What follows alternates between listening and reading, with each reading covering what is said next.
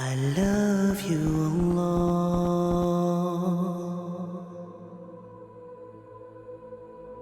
When we die, our soul departs from our body. And the soul goes on a journey that has many stages to it. And for the beginning of this khutbah, I want to focus on one stage of the journey of this soul. And that is when the soul descends into the grave to be reunited with our bodies. And when the soul is coming down, it witnesses the janazah, the funeral. And your body is laying there on the ground, wrapped up, getting ready to be buried. And you're descending and you're seeing this, and you're hearing it, you're experiencing it. And when the people then take your body and place it in the grave, your soul descends in there, into the grave, to be reunited with your body. And then your loved ones, your friends who were there at your janazah, they will start shoveling dirt, start picking up dirt with their hands and placing it in the grave, throwing it on top of you, and you will feel it fall on top of you. And they will do this until you are completely covered up. And you will be there in the grave, covered up, and you will have consciousness. You will be alive. Not physically, obviously, but your soul will experience this.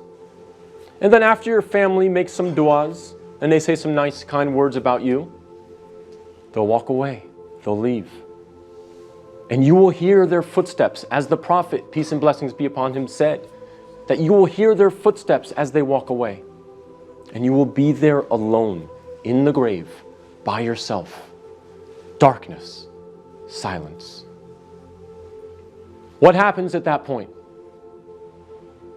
Two angels come to you, MUNKAR and NAKIR.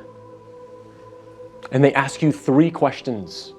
Perhaps the most important questions you will ever be asked, and the three most important questions you will ever answer. And those questions are, what is your deen? Translated as, what is your way of life or your religion? Who is your prophet? And who is your Lord? Not necessarily in that order, but those are the three questions.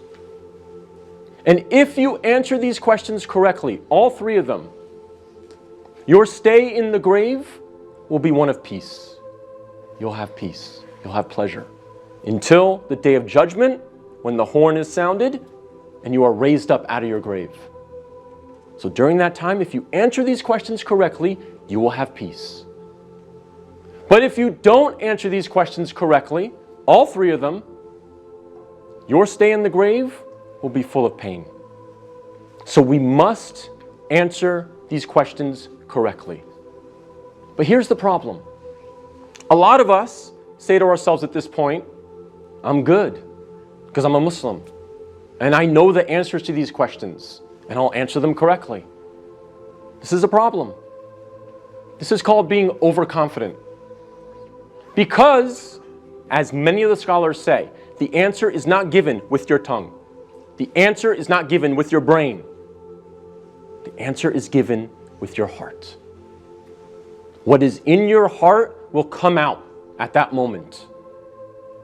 And so if you lived your life not praying, not striving to implement Islam, not striving to understand the Quran to the best of your ability, if you spent your life not really striving to be a Muslim, a true Muslim, trying to practice, then Islam really was not in your heart. So we have to make sure that we're striving, again, to the best of our ability. I'm not asking for perfection. I'm not asking for scholars. I'm not asking for you to be of the best character like the Prophet, peace be upon him, but we must strive for it. So that on that day, when these angels come to us and they ask us these questions, what is in our heart will naturally come forward. The answers, the correct answers will come forth. And not the answers of, I was striving for something other than the pleasure of Allah. So we have to make sure that Islam is in our hearts, not just on our lips, not just in our mind.